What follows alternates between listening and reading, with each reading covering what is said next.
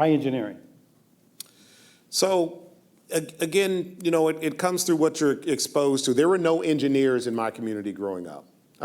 One of my dad's friends worked at an engineering firm, but he was a draftsman. But that was as close as it came to knowing what an engineer was. I had no idea what it was in junior high school. And my older brother said he was going to go study engineering. I said, well, what is that?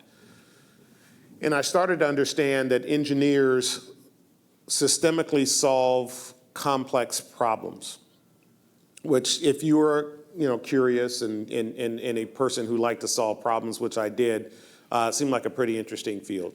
I had the good fortune of then going to work at a place called Bell Labs, and how that happened was, they introduced computers into my high school, and these were, the old Teracs. I mean, these were, really, some of the more primitive machines, but I thought they were absolutely fascinating. And I talked to my teacher at the time, and I said, well, how's this work and who invented this? He said, oh, it's run by this thing called a transistor, and it's embedded in this place called Bell Laboratories. And I'm like, wow, okay. So I go down to our I guess career center and say, is there Bell Laboratories in Colorado? We looked in this for young kids. We used to have these things called phone books.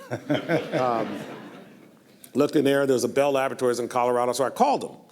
And, I said, hey, I'm interested, do you have summer internships? And they said, yeah, if you're between your junior and senior year in college. I was like, terrific, I'm a junior in high school, I'm taking AP classes, getting A's in them, same thing.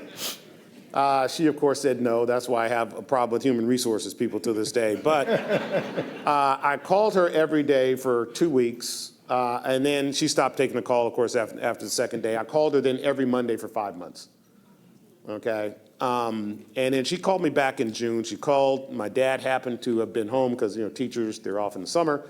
He said, this woman from Bell Labs called. You may want to call her back. I called her back. She said, listen, the student from MIT didn't show up.